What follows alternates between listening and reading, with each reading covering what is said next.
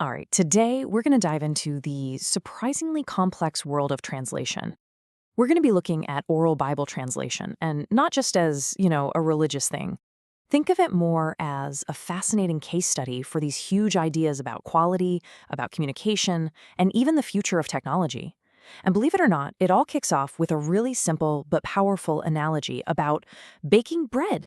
I mean, this analogy is just perfect, right? It totally frames the central problem we're exploring today. You can't just wait until the end to check for quality. You have to build it in from the very start. Because once that bread is baked, or in our case, once the translation is finished, it's way too late to fix those big fundamental mistakes. And honestly, this one idea, it's the key to everything else we're going to talk about. Okay, so here's the game plan. We'll start with what we're calling the inspection problem. Then we'll look at a much better way, quality assurance. After that, we'll dig a little deeper into what a translation really is, check out how AI fits in as a co-pilot, and wrap it all up by looking at what this means for a human-centered future. So, first up, the inspection problem. This is all about that old school way of thinking about quality, where you just wait until the work is all done and then you go looking for mistakes. But, as we're about to see, when you're doing something as high stakes and as nuanced as translation, well, that model is just fundamentally broken. Right, so this traditional model is called quality control, or QC for short. Just picture a factory inspector at the very end of an assembly line, right? Checking for defects. In the translation world, this looks like a consultant getting a finished draft and just covering it with a red pen. And the big problem here? It's totally reactive. You're only catching mistakes after they've been made, not preventing them. And what that means is the whole process can just drag on forever. And this biblical analogy, it just perfectly captures the huge disconnect that QC creates. You have this massive gap, this chasm between the person doing the translation and the expert consultant. All that expertise is kept way over on the other side, only applied at the very end, instead of being right there in the mix when it's needed most, during the actual creative process. Okay, so if that's the problem, what's the solution? Well, it's a totally different philosophy called quality assurance. And look, this isn't just some new corporate buzzword. It's a real paradigm shift, moving away from just catching mistakes to actually preventing them from ever happening through collaboration. And you can really see the difference when you put them side by side. The old way, quality control, is like a boss working from the top down, just correcting errors. But the new way, quality assurance, is about a consultant walking alongside the team. It's process-oriented, not inspection-based. The whole focus shifts from just correcting errors to actually preventing them. And this is really the crucial point. With quality assurance, that expert is right there, embedded with the team from day one. So the translators can ask questions right in the moment, like, hey, how would we even say this? They get that guidance in real time. And that is what stops those errors from getting baked into the bread in the first place. It saves a ton of time and honestly leads to a way better result right from the get-go. Okay, so we figured out a better process. That's great.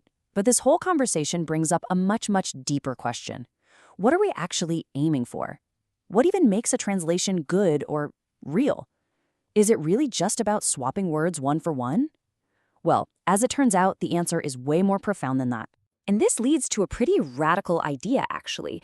The thinking is that a real translation, it isn't just about words on a page. A real translation is embodied. It's a person whose actions, whose attitudes, whose beliefs, all of that convey the original message in a way that goes beyond language. Think about it. An act of love is understood in any culture. You don't need to translate that. So how do you get to that deeper level of meaning? Well, there's a method for it called holistic exegesis. And what that really means is you're going beyond the literal words on the page to try and grasp the full message. It's about understanding the cultural context, the emotional weight of the words, and even how the text would have been performed or spoken out loud. And here's kind of how that process works. First, you really embed the text in its original culture and context. Then you work to internalize it, not just as a bunch of words, but as a whole story, a complete message. And finally, you perform it. In this way of thinking, how something is said, the tone, the emotion, the performance, that becomes just as important as what is being said. Which, of course, brings us to AI, artificial intelligence. It's this powerful new force that is just completely changing the game in translation. This is where that deep human-centered approach we've been talking about smacks right into the cutting edge of technology. And this immediately brings up a huge provocative question. I mean, if a true translation is all about embodiment and emotion and all that cultural nuance, can a machine ever really do that? Can an algorithm translate faith? This is the core tension we're going to dig into right now.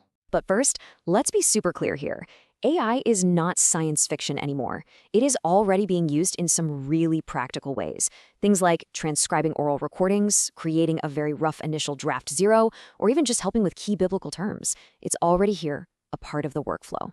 You know, we can really think about AI's role in 3 different ways. It can be a simple assistant that just does basic tasks. It could be the pilot, totally in control. Or, and this is the interesting one, it can be a co-pilot, working in collaboration with a human translator.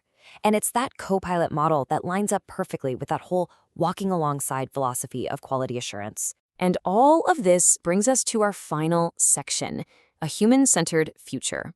Because, look, as powerful as these new AI tools are, they force us to ask some very old and very important questions about the true nature of language, culture, and meaning. There's another really powerful analogy here. It compares AI to early missionaries. Now, they had the best intentions. They learned a new language, they translated texts, but when native speakers read it, they found it was grammatically perfect, but culturally, just strange. It didn't sound right. And an AI, because it lacks that deep cultural immersion, runs the exact same risk. This also brings up a really profound theological concern. For the people doing this work, translation isn't just a technical job, it's a spiritual one. So the question becomes, where does a technology like AI fit into that? Does an algorithm leave any room for, say, spiritual influence? And then there's this really critical, practical question. We all assume AI is here to help, right? To be an assistant. But what if it creates a draft that's so subtly wrong, so culturally tone-deaf, that it actually makes more work for the human translator who then has to go in and fix everything? Instead of saving time, it could actually become a huge burden. So what's the bottom line here? Well, for now, the guidance is pretty clear. The human translator has to stay at the absolute center of the process. AI is an incredibly powerful tool, a supplementary resource for sure, but it is not a replacement.